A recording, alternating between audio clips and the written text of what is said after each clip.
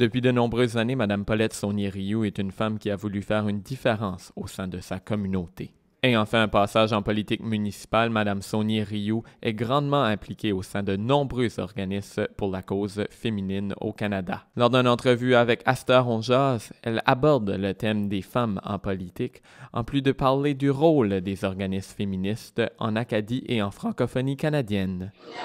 Madame Paulette Saunier-Rioux, bonsoir. Bonsoir, monsieur. Merci d'avoir accepté cette invitation de Astor on Jase.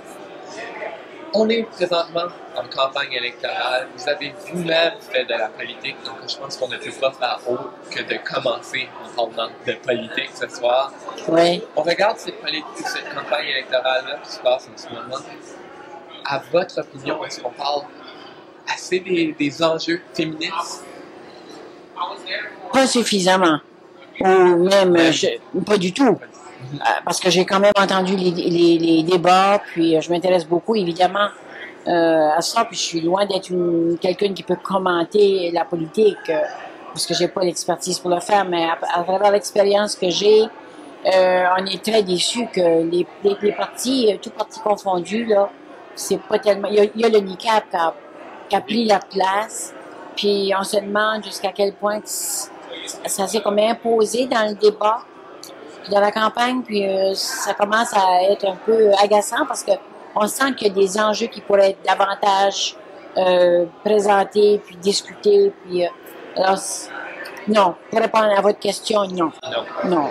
Quand on parle par contre de la représentation des femmes, ça aussi on voit que c'est difficile. Il y a un constat, il y a moins de candidats femmes. Pour vous qui avez déjà fait de la politique, c'est possible de le faire. C'est quoi les défis que les femmes ont en politique en ce moment? Là, je pense que c'est toujours le double rôle, hein. La mère au foyer ou la maman qui travaille à l'extérieur ou encore la politicienne. C'est vraiment très exigeant pour une femme qui se lance en politique. J'entendais justement ce matin Marguerite Blais qui parlait de ses années d'expérience en politique au Québec. C'est très exigeant. Maintenant, ça l'est aussi pour les hommes, hein. Faut pas se leurrer.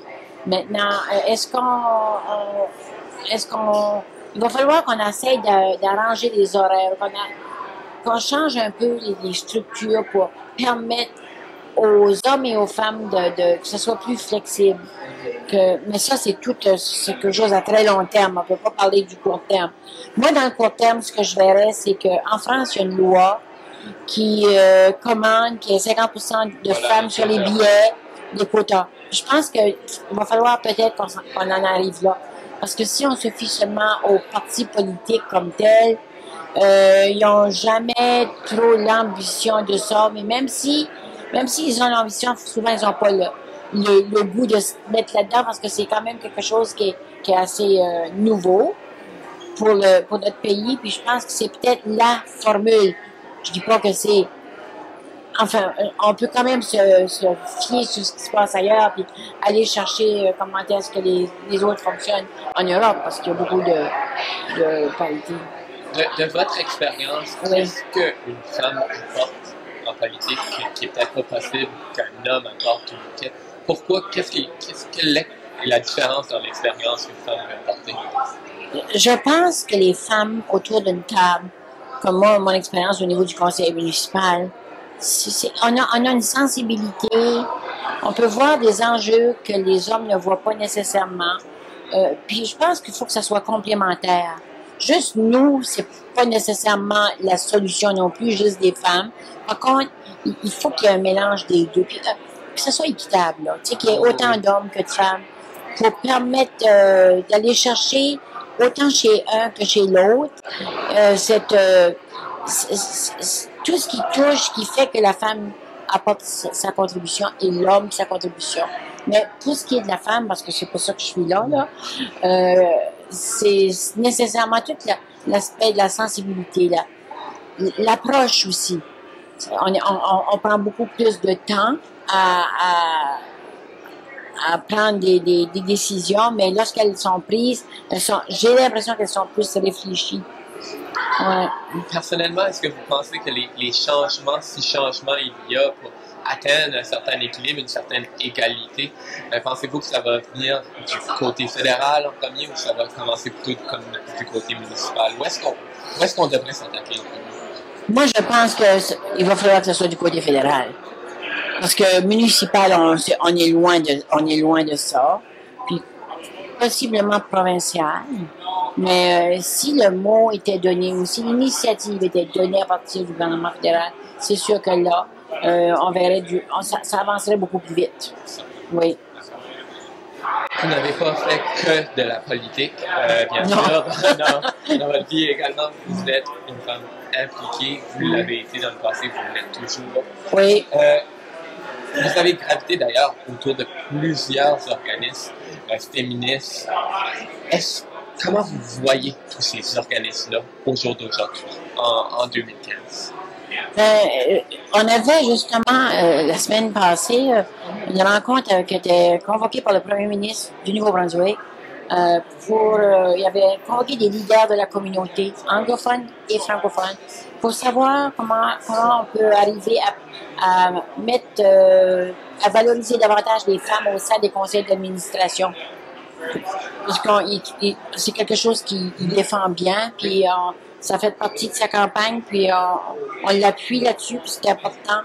Alors, je pense que ça nous fait prendre conscience qu'on a beaucoup d'organismes. Pour répondre à votre question, c'est parce que je voulais passer le message de la rencontre à Woodstock, au Nouveau-Brunswick, mais pour répondre à tous les organismes femmes maintenant, il va falloir qu'on se réinvente.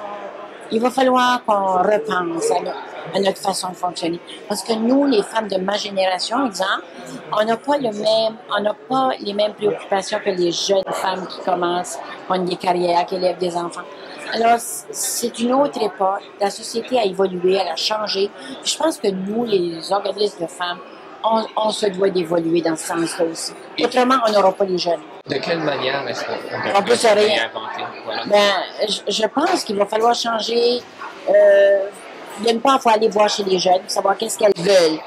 Parce que moi, je parlais avec des jeunes femmes, des jeunes moyennement jeunes, qui disaient, moi, là, je suis disponible à 7 heures le matin un déjeuner de 7 à 8, de 7 à 8 et demi, ou de 7 et demi à 8 et demi, pour avoir des rencontres, pour former des réseaux, pour faire valoir, puis parler des grands dossiers qui touchent les femmes et la société en général.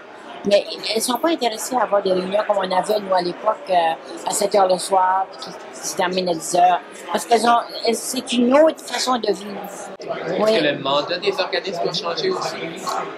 Le mandat, oui, c'est pas mauvais qu'on repense à notre mandat. Parce que, je veux dire, il n'y a rien qui est coulé dans le ciment. Puis je pense qu'il faut se réinventer à chaque 10 ans. Puis là, moi, je pense qu'il y a des dossiers, là. Que lorsque j'étais au Conseil consultatif sur la condition de la femme dans les années 80, 85, ben, il y a encore des dossiers qui n'ont pas, ça n'a pas changé, là. Alors, il y a des choses qu'il faut encore continuer à battre le fer. Comme, exemple, l'équité salariale. Ça, c'est encore un dossier qui est toujours d'actualité, qui n'a pas changé depuis 20 ans qu'on lutte pour ça. Mais par contre, il y a des choses, il y a des mandats on doit avoir une vision plus globale. Et pas pour éviter de se former en ghetto. C'est là le danger. Donc, qu'est-ce qui serait votre message? Vous auriez une jeune femme devant vous. J'aurais le goût de vous dire que une des choses que quand je parle aux jeunes femmes, une chose que j'essaie de leur faire passer, puis ça, c'est mon opinion, mais moi, je pense qu'il faut commencer par la question identitaire. Puis lorsque les femmes prennent conjoint ou les couples qui se forment, je peux pas comprendre qu'en 2015, qu'il y a encore des femmes qui portent le nom du conjoint. Pour moi, c'est comme... Je ne le comprends pas. Alors, je me dis, c'est parce qu'il y a un manque d'identité en quelque part. Moi, c'est comme ça que j'analyse ça. Alors, ça, c'est une chose que j'aime de bien entretenir. J'ai pas toujours du succès, hein. J'ai pas toujours du succès. Par contre, il y a des personnes, les jeunes entendent maintenant. Est-ce qu'elles, c'est une question de coutume, hein. Les gens sont rentrés dans cette coutume-là, puis encore là, je vais faire une comparaison. Tantôt, je l'ai fait une avec la France, mais au Québec, c'est une loi. Oui. qui interdit aux femmes de prendre le nom du conjoint, qui ont été obligées d'en faire loi, parce que s'ils n'en avaient pas fait, ça n'aurait jamais changé. Parce que c'est toute une question de sentiment, question de des habitudes de vie. Puis c'était comme ça, puis ça va continuer comme ça. Là. Puis qu'est-ce que je leur dirais? Ben mon Dieu, il faut surtout pas penser que tout est acquis. On a fait du chemin, on a fait des pas de géants. Maintenant, est-ce que les dossiers, il y a beaucoup de dossiers qu'on a encore besoin de travailler fort. Puis ces jeunes femmes-là, ils arrivent avec une belle ouverture. Moi, c'est ça qui me réjouit, c'est de penser qu'on va laisser la place éventuellement à des plus jeunes, mais qu'elles auront, elles seront moins limitées dans leur action et dans leur façon de penser. C'est beaucoup plus global. Aujourd'hui, avec tous les médias sociaux, puis ouais, ça, je pense que c'est un facteur qui va beaucoup influencer les jeunes femmes. Je me permets de demander quelle est la place des hommes dans tout ce mouvement. Je pense que les hommes, il y a des hommes féministes. Tout à fait. Puis, on est très contents de travailler ensemble. Puis, je pense que les hommes, autant que les femmes, ont besoin d'évoluer aussi. Puis, je pense que c'est une question de l'être humain. Hein. Ben oui. Puis, avec toutes nos valeurs qu'on a comme dans la société canadienne et acadienne, on a des valeurs qu'on amène avec nous, qu'on continue à faire avancer. Et puis, ça prend du temps. Mais moi, je vois beaucoup de changements chez les hommes aussi. Les générations depuis, je dirais, une vingtaine d'années, là, ça a beaucoup changé le rôle que jouent les hommes au sein du couple, comme père, ou comme n'importe quel métier ou n'importe quel choix de vie qu'ils vont faire. Je pense que les hommes aussi évoluent. Puis c'est heureux pour l'ensemble de la société. On a beaucoup parlé de tout ça en général. Oui. Parlons un peu plus de l'Acadie. Est-ce que la cause féministe se distingue en Acadie d'ailleurs de la francophonie canadienne?